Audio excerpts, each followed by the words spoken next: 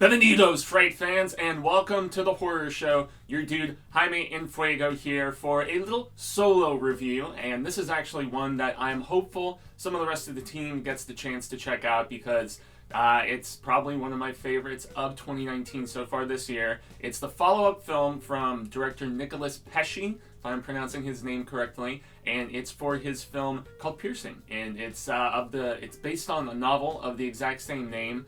Just to double check some names, it stars Mia, if I'm doing her name right, Wasikowska, and then Kristopher Abbott, and basically the whole concept of this is that our lead character, in a very American Psycho-ish type vibe, has this long plotted out plan that when he's going on a business trip and, kissing his wife and leaving the young baby and all that other stuff, he's going to go check into a high class hotel and he's going to kill a hooker.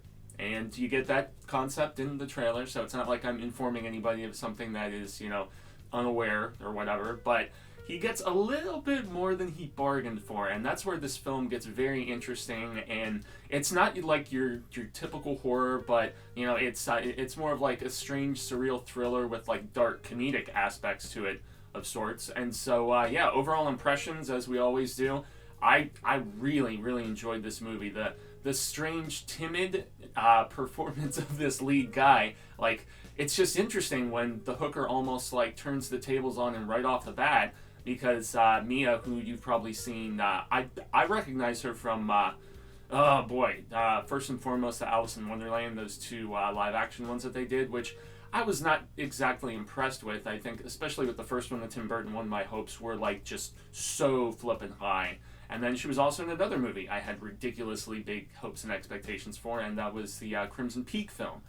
Didn't really enjoy that one either. I mean, from a visual standpoint, I guess Germ did a decent job and whatnot, but that's not to say that her performance in any of those roles was bad. I thought she was actually pretty solid, and she brings like an interesting, twisted, conflicted craziness to this. And so since I already kind of hit on story, I mean, really, it just gets interesting when he's got this whole elaborate plot in place, and he has like a little notebook that he's been putting together, and just how everything is going to be sequenced about the S&M, and then the torture, and then the eventual killing, and how he's going to dispose of the body. Like, he has gone to meticulous detail getting every single step of the process together in his head, and how he's going to deal with certain things if there is a sort of curveball. But he just doesn't expect a curveball of this girl to start cutting herself and acting supremely crazy.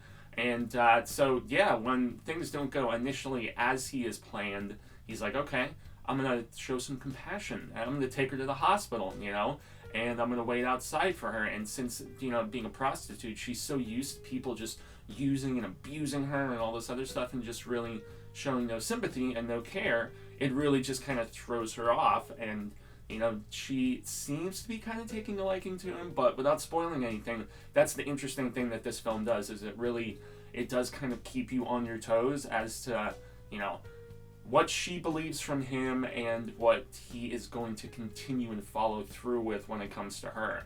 And that essence of mystery and just unexpectedness is what really, I mean, it's not that long of a movie, it's only like 80-something minutes, but it holds your attention throughout for that sheer fact. And plus it moves pretty briskly, and, to segue more into the performances, both of our leads, really good.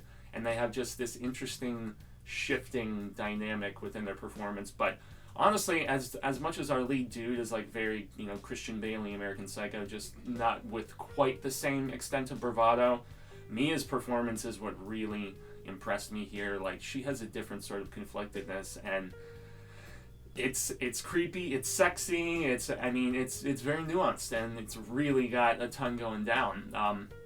I have not personally seen The Eyes of My Mother, which is the first film from this particular director, but I have to say this film has a very cool slickness to it.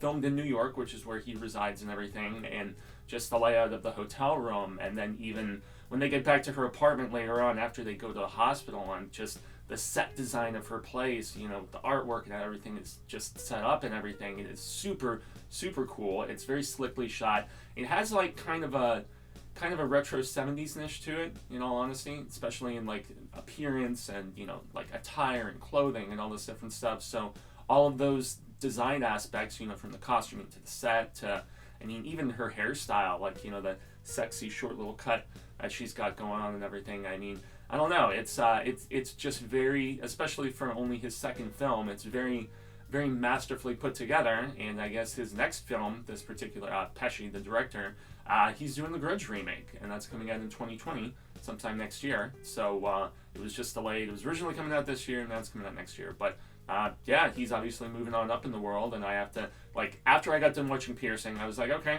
I know it's black and white, I know it's slow moving, and I've heard some good things, and then others were a little bit more critical of it, but The Eyes of My Mother is something I'm definitely going to have to seek out. Another thing about this one I have to mention is the music, because the score is like all over the place. It's got, they play some tracks from Goblin from the 70s, they play, I mean, to just all kinds of stuff, whether it feels like a little bit more on the modern side or if it just helps to enhance just, you know, that more retro vibe of decades past and stuff like that. And in the closing credits, there is just this really cool shot that just kind of pans a little further back of this building, and just the Goblin song that they were playing. I'm like, where do I know that from? And it's from one of those 70s Italian, you know, horror things, and it's got almost like this disco-y type vibe to it, and yet creepy, and so on and so forth. I don't know, I went and I Pandored it immediately, and that's the thing. There's a varied world music sort of approach that, you know, despite the fact that it is, you know, the 70s, and or no, not in the 70s, but it has just that retro 70s vibe that I mentioned, and just some of those song selections only further just like hammer down that point. And so just to round things out once more, this is a director that I am officially excited about, and I will probably check out everything that, you know, he does going forward, and jump back and check out The Eyes of My Mother. But seriously, the performance of our two leads, but Mia especially, is what really, really gets this movie going, man. And I don't know, it's not full-on torture porn, but it has essences of that. But really, the cat and mouse game between these two and the shifting intentions and everything is just really, truly what makes this more interesting than anything else. So I guess that is going to be a wrap-up of this solo review of Piercing by director Nicholas Pesci, who previously did The Eyes of My Mother. I've been Jaime in Fuego, and yes, this is most definitely, even though it premiered a year ago, over a year ago, it was like, what, Sundance 2018? So it did about a year on the festival circuit before it finally made its way to VOD and home release, which is where you have the chance to check it out right now.